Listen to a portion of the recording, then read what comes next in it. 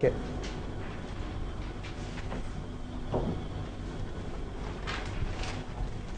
So this is a video called Frames of Reference. Now we were talking about how everything is relative to each other, motion.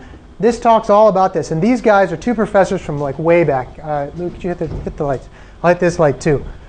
These are guys from way back, and they're kind of funny. So I hope you enjoy it.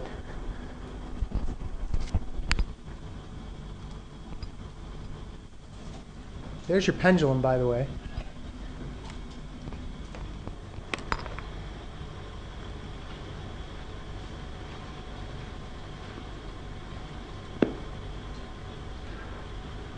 We are used to seeing things from a particular point of view.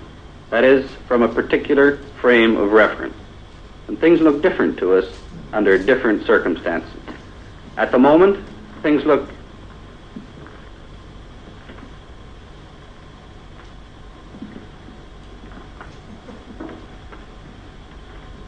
You look peculiar. You're upside down. No, you're the one that's upside down. No, you're upside down. No, I'm not. He's the one that's upside down, isn't he? Well, let's toss for it. All right. Okay.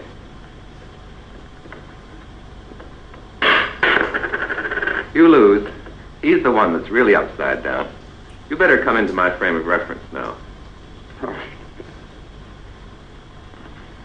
Pretty good for an older dude.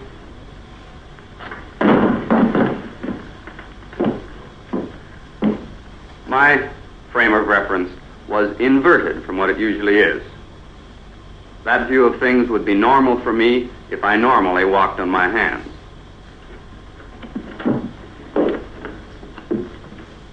This represents a frame of reference.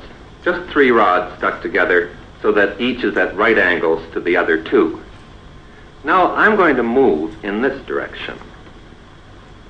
You see the frame at the same spot on your screen, but you know I'm moving this way because you see the wall moving this way behind me. But how do you know that I'm not standing still and the wall moving? It was the wall that was moving. Now the wall has disappeared, and you have no way of telling whether I am moving or not. But now you know that I'm moving. The point of this is that all motion is relative. In both cases, I was moving relative to the wall, and the wall was moving relative to me.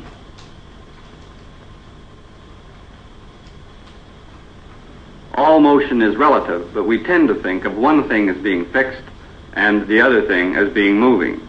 We usually think of the earth as fixed, and walls are usually fixed to the earth, so perhaps you were surprised the first time when it was the wall that was moving and not Dr. Hume.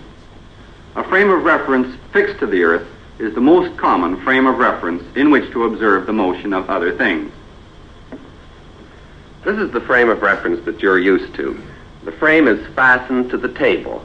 The table is bolted to the floor is anchored in the building, and the building is firmly attached to the earth. Of course, the reason for having three rods is the position of any object, such as this ball, can be specified using these three reference lines.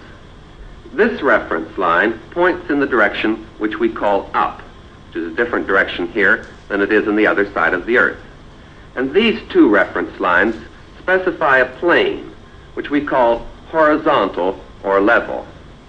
In this film, we're going to look at the motion of objects in this earth frame of reference and in other frames of reference moving in different ways relative to the earth frame. Well, let's look at a motion. This steel ball can be held up by the electromagnet. Now I'm going to open the switch, and you watch the motion of the ball. The ball is accelerated straight down by gravity along a line parallel to this vertical reference line.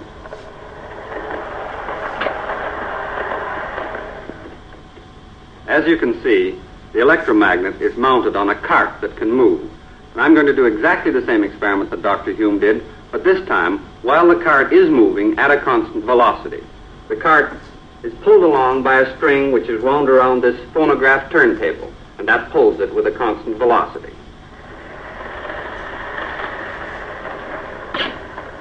When the cart passes this line, the ball is released, as you can see. I'm going to start the cart down at the end of the table so that by the time it gets to this point, I can be sure it's moving with a constant velocity. Now, I want you to watch right here so that you will see the ball falling.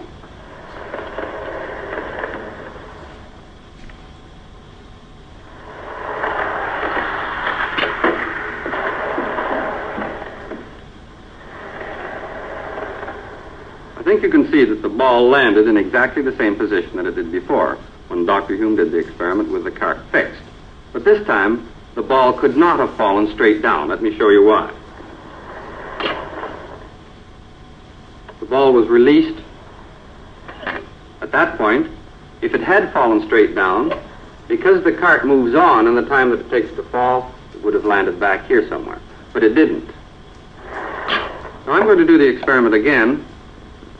And this time, I'm going to let you watch the motion through a slow motion camera, which is fixed here. As the cart moves by, the ball will fall, and you can watch in the slow motion camera.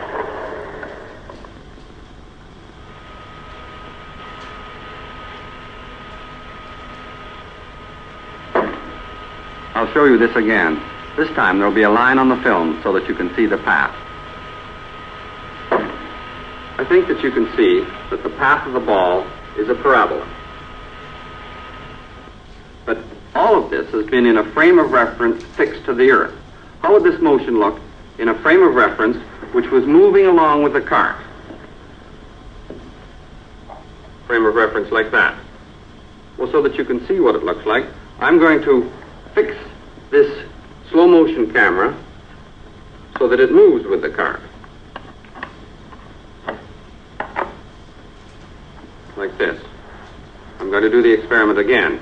And incidentally, I'll start it, and then I'm going to stand here so that when the ball falls, you will have something which is fixed as a reference point.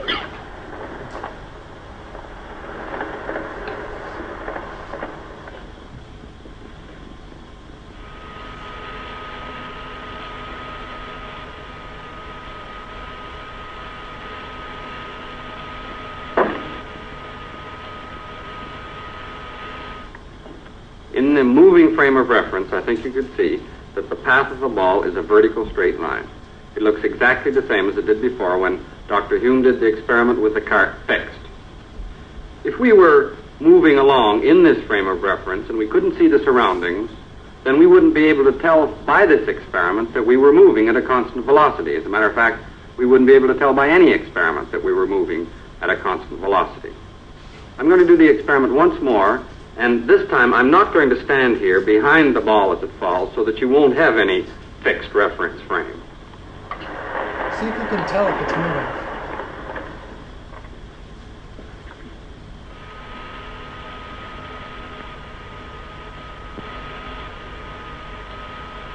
Can you tell it's moving sideways? You can see the shadow. You can see a little As far as shadow. you're concerned, that time, the cart wasn't necessarily moving at all. That time, when you couldn't see the background, then I think perhaps it was harder for you to realize that you were in a moving frame of reference. The important thing to realize here is that all frames of reference moving at constant velocity with respect to one another are equivalent. Okay, there's some more that's going to go on. Maybe I'll show you this one next week. You want to hit the lights? And then I'll show you some of the other one next week as well, or maybe during lab or something. Okay. All right. Was that it's kind of funny and old? I mean, these dudes are like a little bit. Yeah. Yeah, it's a little bit crazy. Everything in that whole video was like there were no computers and nothing like nothing video or anything. It was just the guy had he had do the little switch on the camera film, and they had to go get it developed somewhere. And The phonograph cable? the phonograph, yeah. It's actually, made it go at a constant speed. Okay, so let's see. I think we're good there. So Tyler said at the beginning, talked about this idea of acceleration. That's the last time I'll say your name. Maybe. When we talk about acceleration, this is sometimes one of the trickiest things for people to get. And we'll talk about why in a minute. But once you get it, it's like the whole world comes into focus. And you're like, whoa, I actually get it now, what they're talking about with this stuff. And maybe you got to be nerdy to really like get that feeling. But it's pretty cool once you figure out what this really means down the road, okay? Acceleration is simply the change of velocity. Okay, what was velocity? The speed of direction. It was the speed of an object in a direction, right? So when you change the velocity, what three things can you do? Slow it down, speed it up, change direction. Yeah, absolutely. Okay, good job. Okay, so you can do that. Okay, when we talk about acceleration, it's the change of velocity in a given time. We can actually think of velocity as the change in distance over a given time, right? If you think about this, velocity is how much distance you're changing in the amount of time. Acceleration is how much you're changing your velocity, either speeding up, slowing down, or turning. Okay? It's how fast your velocity changes. Okay, so we actually have, oops, there we go again. Excuse me, I'm losing my voice. Talked for 3 hours. Okay, we actually have a little, here it is, interaction on acceleration. Let's see. No, that's not the one. Oh, I don't think I have these ones actually. I may not have that one. Well, I can give you an acceleration demonstration. Just hold the pen up. We did this earlier, right? What's the speed right now? What's the velocity right now? Zero. Doesn't even have a direction. Say zero, whatever direction, right? When I start dropping it, it's faster here than it was at the top, right? And then down here, it's faster here than it is at the top. How do you know it's faster? It's kind of hard to see. I mean, you don't really see it speed up, but it actually gets much faster. And here's how you know. Here's one way to think about it. If I took a, I don't know, let's see, a golf ball, and I said, I'm going to drop this golf ball on your chest, and you're laying there, right? And I did it from this high. It wouldn't hurt very much when it hit you, right? And I did twice as high, it would hurt a little, but it wouldn't be too bad. What if I said, okay, I'm going to go to the top of this building and drop this golf ball on you, right? No way, because it's speeding up, and it's so much faster. Okay, so that's how you know when something is accelerating. You can see it either speed up or slow down or turn. Okay. Question. You're in a car, and you accelerate in a straight line, we'll say, okay, 30 kilometers per hour to 35 kilometers per hour in 1 second. In other words, 1 second, at time 0, you're going 30 kilometers per hour. 1 second later, you're going 35 kilometers per hour. In other words, you sped up. Makes sense, right? What is your acceleration? 5 kilometers per second. Almost. Is it 5 kilometers per second? Or is it 5 kilometers per hour per second? Whew. That's where you start going, oh my gosh, what am I thinking here, right? 5 kilometers per hour per second. In 1 second, how much faster did you get? 5 kilometers per hour. So there's 3 different things we have to write down here. We have to write down 5 kilometers, then we have to write per hour. I don't know if you've ever seen this before. Another little thing here, per second. We could also write this 5 kilometers per hour, let's see, per second if you wanted to, right? You could write 5 kilometers per hour, well, second like that, which is times 5 kilometers per hour per second, really. That's really what that is. Okay? It's an odd unit because you're doing 2 things. You're changing both the distance, your velocity, but you're You're changing kind of the distance you go in a certain amount of time, plus you're changing the actual speed you're going. So it's a little odd, okay, which is why it starts to get a little bit weird. 5 kilometers per hour per second. Okay. Now, this gets into the fun stuff. I don't have a ball. I do. I have a ball of string right here. I will use this ball of string to demonstrate. Okay? Drop a ball from rest. In other words, just thinking, we've done this 4 or 5 times tonight. What does it do? Accelerates. We've already talked about that. Okay? We call this free fall. Okay? All right, we call it free fall. And what we're doing is we're ignoring the fact that there's air resistance, because there's no such thing as free fall with air. Because if it's falling just due to gravity, then there's a force of gravity. If there's air resistance, we already said air is pushing up, right? Forget about that for a minute. We're going to ignore it. And we're heavy things, we can ignore it, right? Not that a ball of string is very heavy, but we could ignore it for this. Okay? An object is in free fall if the only force acting on it is gravity. So pretend for a minute. We do a lot of that in physics. We pretend. You know, we say, all right, forget of everything else. It just makes it easier. Near the Earth's surface, objects fall at the following rate.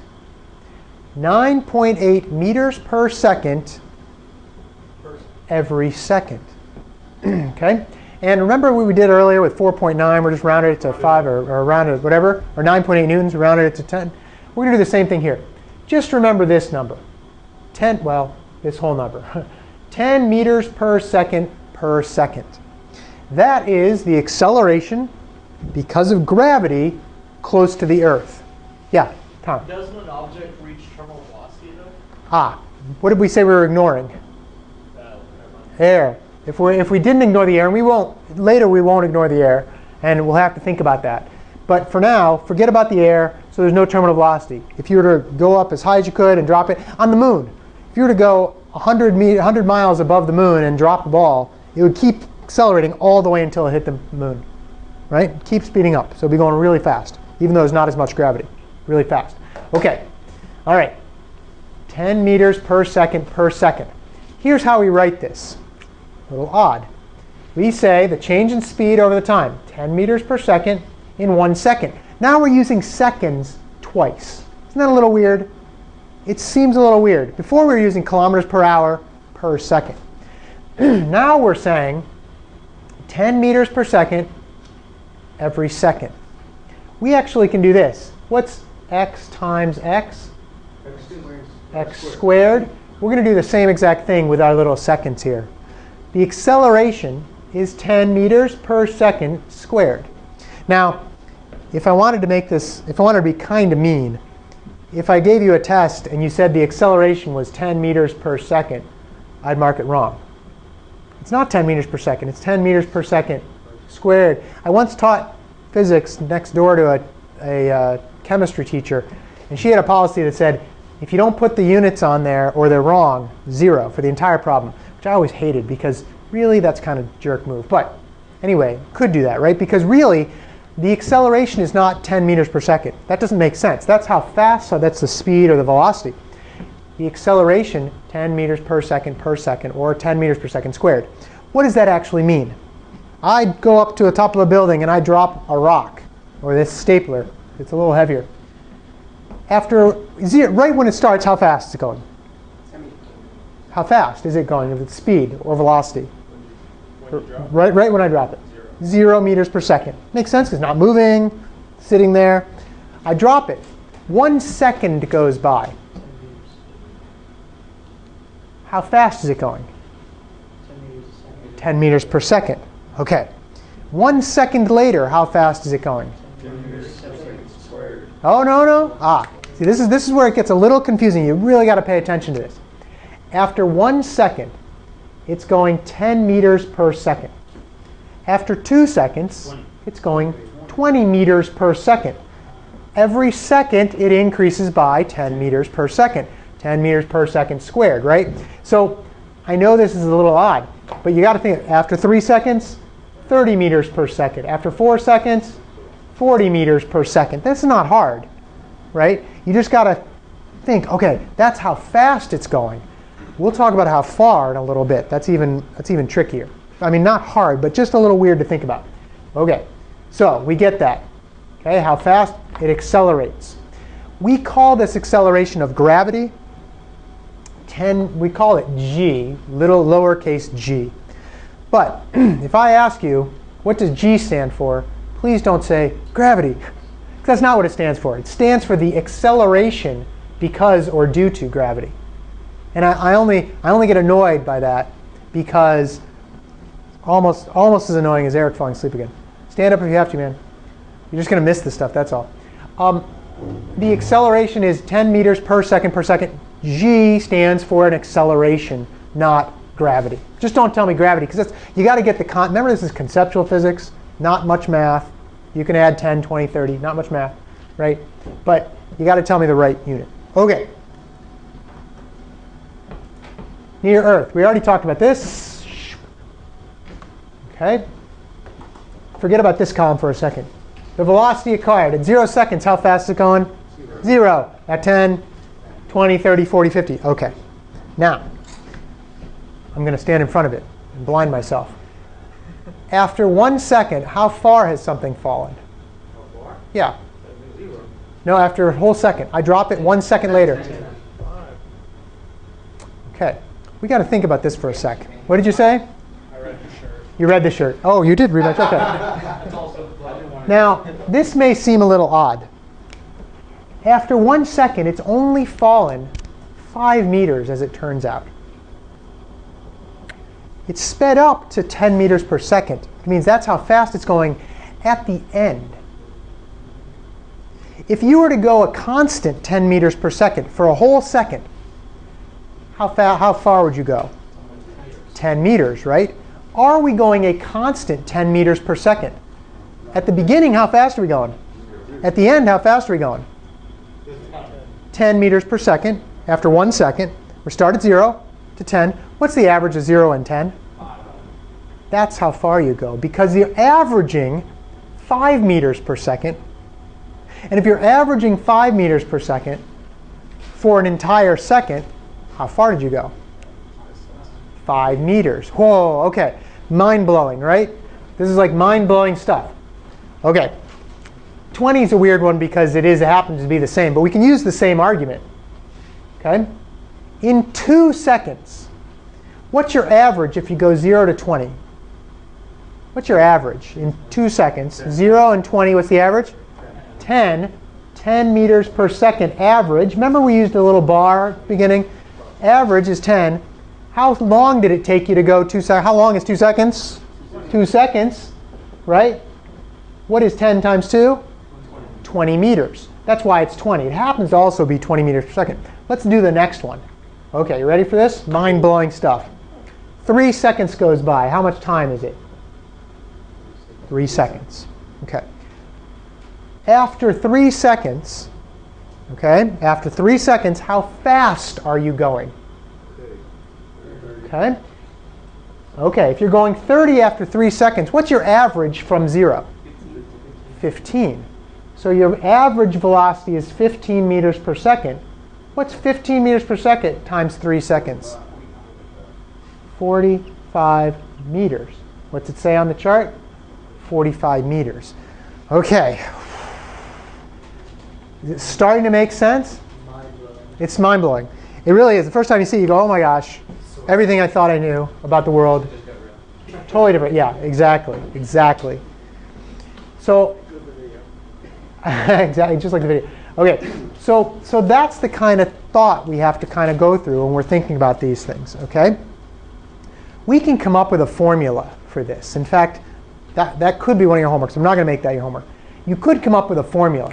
If you knew time equals some value, if you knew how much time it was, okay, and you know that the acceleration is 10 meters per second squared, you can figure out what the distance is by arranging those in a certain way and doing it. Okay? Actually, I think we should probably try. Let's see if we can do this. All right, let's see if we can think through this. The average speed, we said, from 0 to whatever is how much? If you go 0 to 10, what's the average? 5. 10 plus 0 divided by 2. If you go 0 to 20, it's 10 because 0 plus 20 divided by 2 is 10. 0 to 30? Okay. So would it be true to say this? The average velocity is the final velocity divided by 2. Does that make sense? Okay. And the initial velocity after the initial one? True. Let's say we're always starting from 0. Just for this one? Just for this one. Okay? Always starting from 0. All right? Okay? If the time, okay, is now, if the time is now, well, just t, right? That's much time. How did we figure out how much,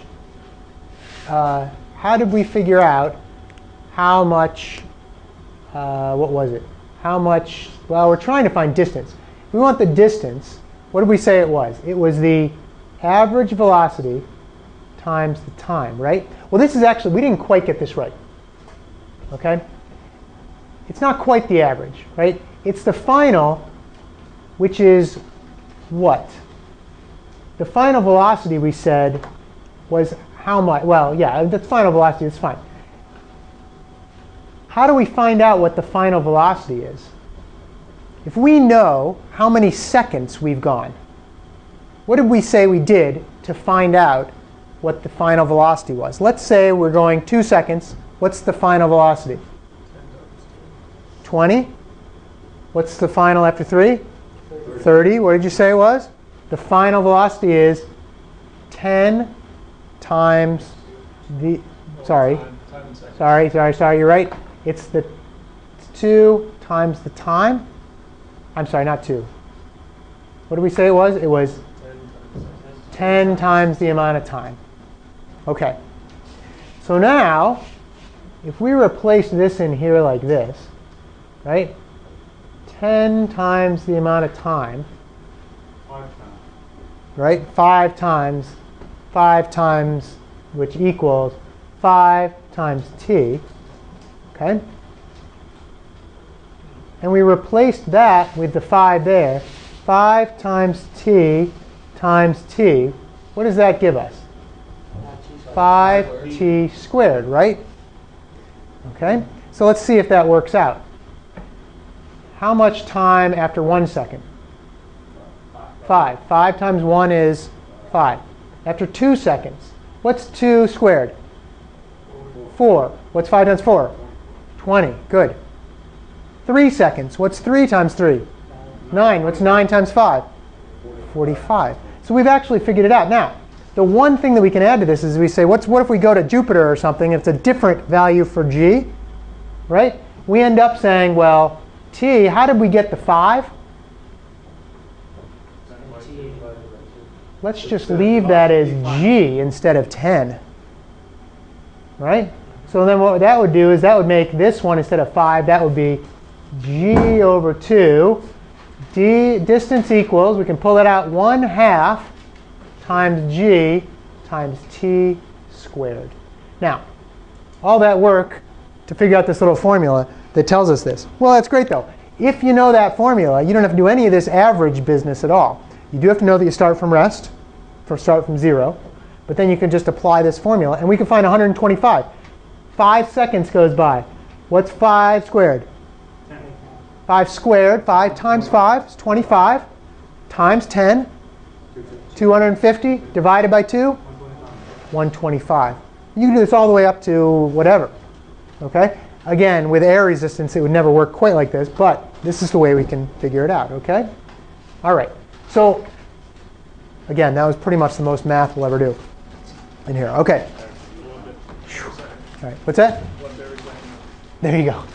All right. So, that's free fall. Well, yeah, well, right. The distance fallen, 1/2 gt squared, right? But I don't really want you to memorize that. I mean, you can, and memorizing it is fine. But really, I want you to understand why that's the case. when you go home and you go down to Clueville and you say, hey guys, guess what? You drop something and blah, blah, blah. You're not going to. Right? But after 10 seconds, or after 1 second, you're going 10 meters per second. Did you travel 10 meters?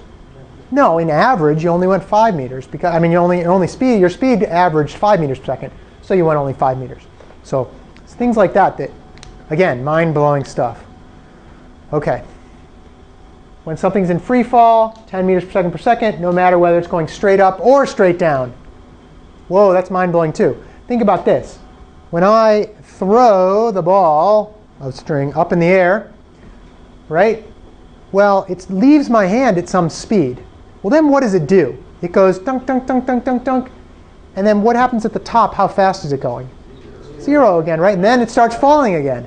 Well, guess what? It loses 10 meters per second. So if I was to whip it up out of my hand at 60 meters per second, 1 second later, how fast would it be going?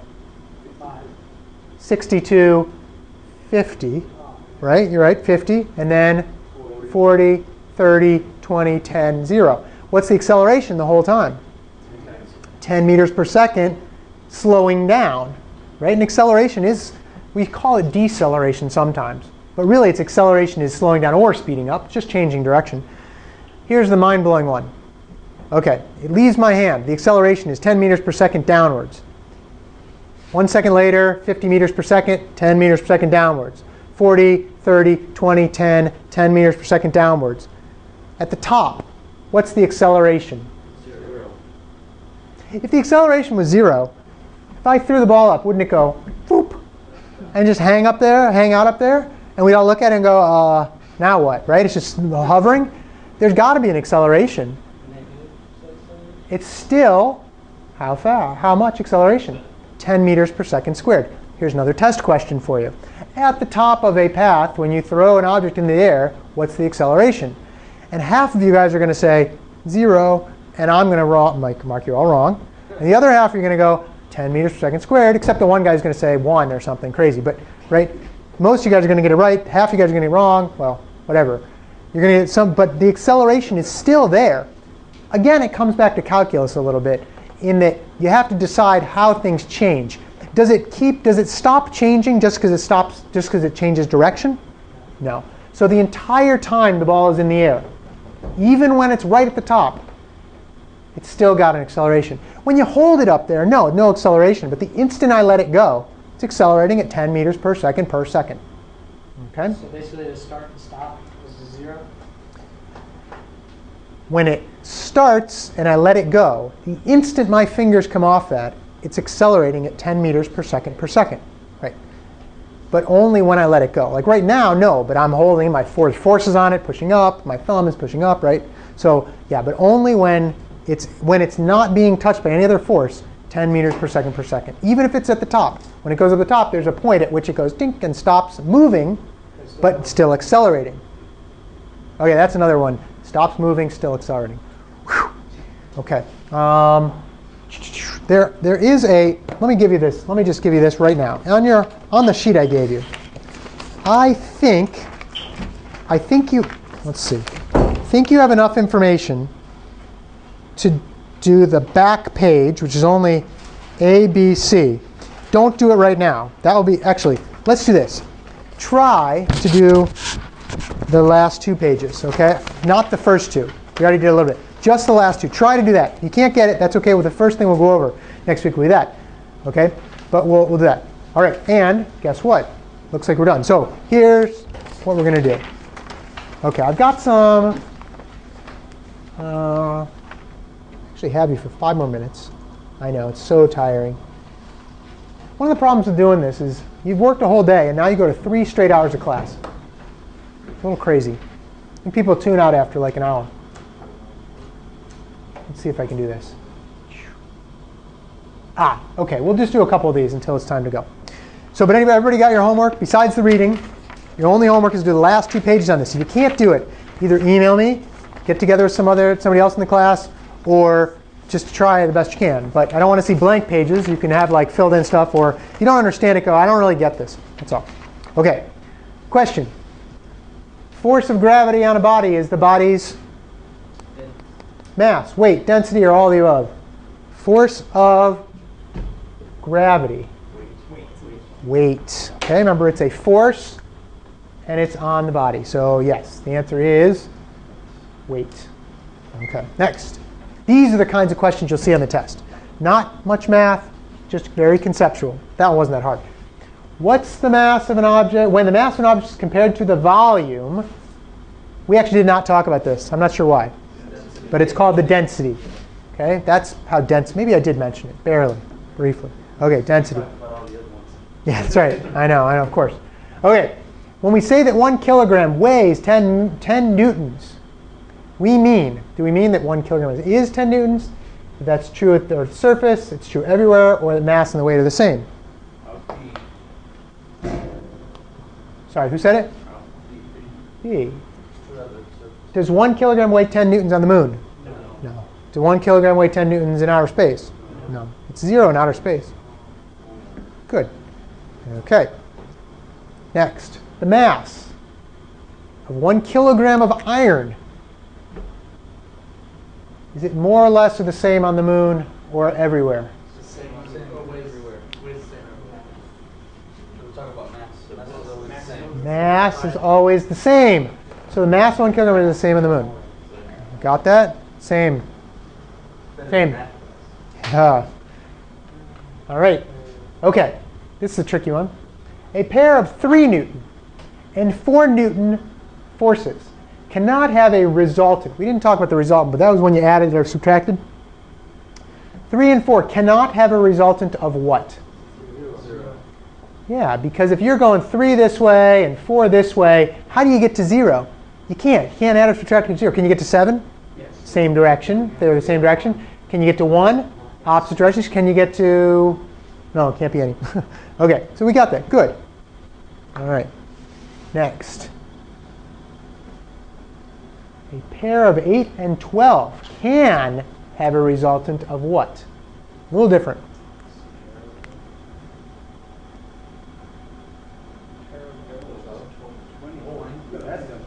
It can't have 20, because you could add 8 and 12, same direction. Could it have 4? Sure, opposite directions. Yeah. In fact, it could have anything in between 8 and or 4 and 20. Because remember how we turn one sideways? That changes things, but it just means they're going to be anywhere between. Yeah, both of the above. Good.